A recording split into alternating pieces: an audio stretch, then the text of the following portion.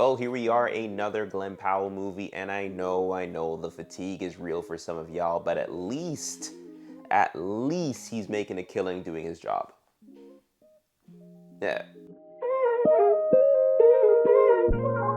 Disowned at birth, Beckett Redfellow, played by Glen Powell, is on a mission to get into the running for his family's inheritance, no matter who's in the way. I thought the theme of greed was played very well. There were moments in this film where Beckett had the opportunity to stop taking out his family members, but because he was so far along the path of no redemption, he was like, yo, I'm gonna keep taking them out because at the end of the day, this inheritance is so much money. But it's also like, bro, the life you're having right now is really good. You got yourself a good girl. You got yourself a job that is better than a lot of other people's, but you just want to get the fast money quickly as opposed to just working hard for your money. He works hard for his money.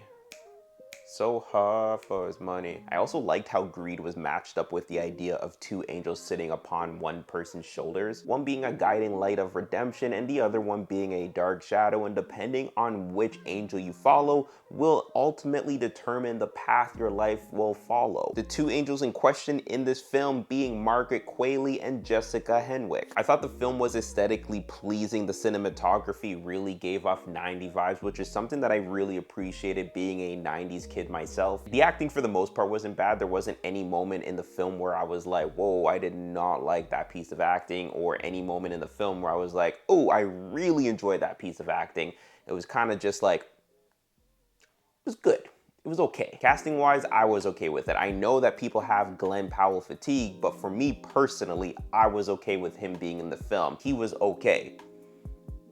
Just okay. There are roles that are genuinely made for certain actors to play, and certain actors are destined to play those roles. And for Glen Powell in How to Make a Killing, I don't necessarily think that this was one of his roles that I was like, whoa, you were meant to play this role, because hey, I was watching this and I was like, you know what? Other actors could have played this role and it still would have been fine. But at the end of the day, they casted him and I didn't have a problem with it. Also in the casting, Margaret Qualley and Jessica Henwick were really giving powerful roles, but it was almost like their potential was held back. And it could be because this film is an hour and 45 minutes. Now, A24 has a particular formula where things get really twisted towards the end. So when you take their formula and the concept of this film, I genuinely think the runtime was low. But overall, How to Make a Killing was meh. I didn't necessarily get the level of excitement that I thought I would have gotten after watching this film, but maybe that's just me. So I'm curious, have you seen it? And if you have, what did you think of it? Yeah,